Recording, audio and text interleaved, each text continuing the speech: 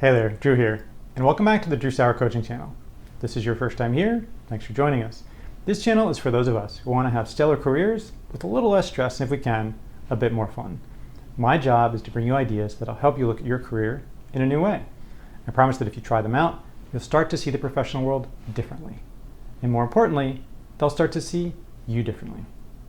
So this video is part of my series on strategic thinking and prioritization.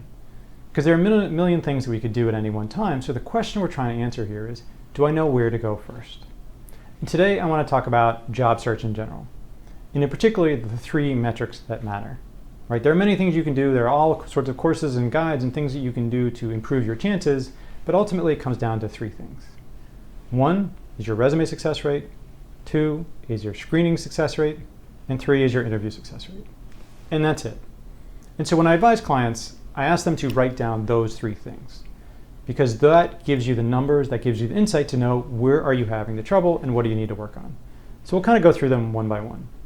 So resume success rate is exactly what it sounds like. So how many resumes did you send out versus how many resumes were selected for a screening interview, right? Because when you think about the whole job search process, people have a very limited window to understand you, right? They don't spend a lot of time. Classic is 7 to 12 seconds to maybe 20 seconds on a resume.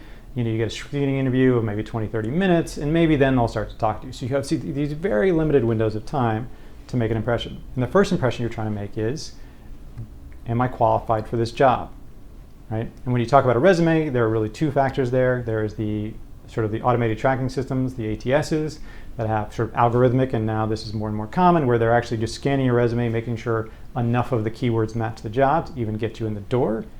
And then somebody will look at it, typically an HR recruiter and or the hiring manager.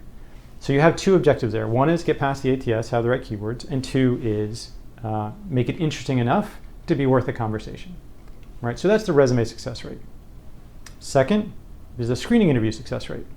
So again, how many screening interviews did you have versus how many secondary interviews, right? And the real question here is, do you make enough of an impression in the first 30 minutes to go on to the deeper interviews? And again, most of these are about two things. Are you qualified? Do you seem to have all the things that we need? And do I generally like talking to you? Do you seem like someone we would enjoy working with? That's number two.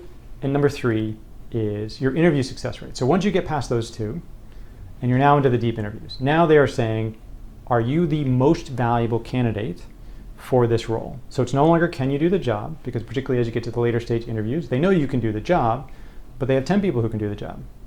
So now it's about your unique value proposition. What is it that you bring to the table that these other candidates don't? And can you convince me of that? And that's it. Those are the three things. So if you track those, you keep your numbers, it's now effectively a sales game. If you've ever had any sales training, you know this idea of it's numbers, right? You want to double your interview rate. Well, if you know your resume gets accepted 20% of the time, well, apply to double the number of jobs, right? If 2 out of 10 go, you'll get 4 out of 20, so you'll double the number of interviews. Or you work on the resume. You try to up that from 2 out of 10 to 6 out of 10, right? But it tells you very specifically what you can do. So in the resume stage, there's only two things you can do. Revise your resume, make it more value focused, make it more attractive to the job, customize it more, or apply to more, right? And that gets you the screening interview.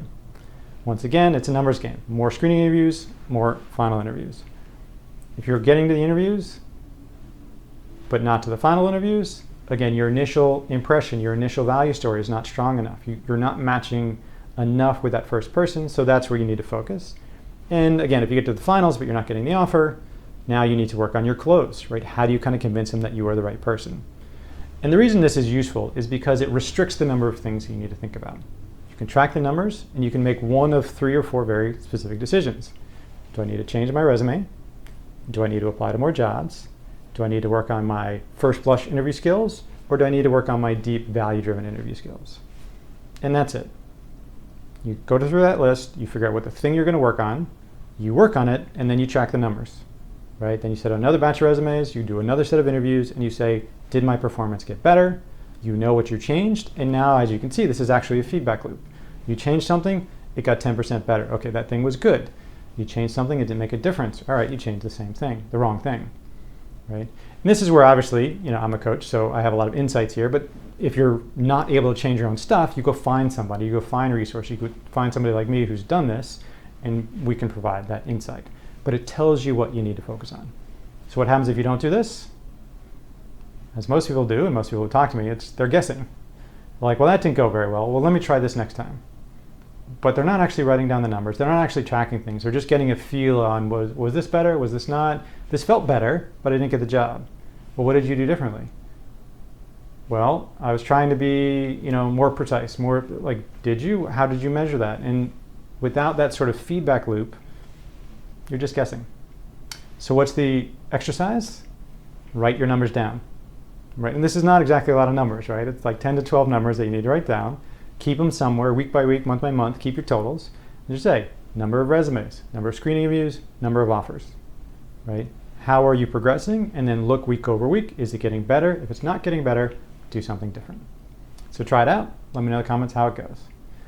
And as always, if you're trying to improve your career, get to that next level, it helps to have a partner. You can rope in a friend or you can hire a coach. If you have any interest in working with me, feel free to go to drewsaur.com and we can schedule some time to chat. I look forward to talking to you next time.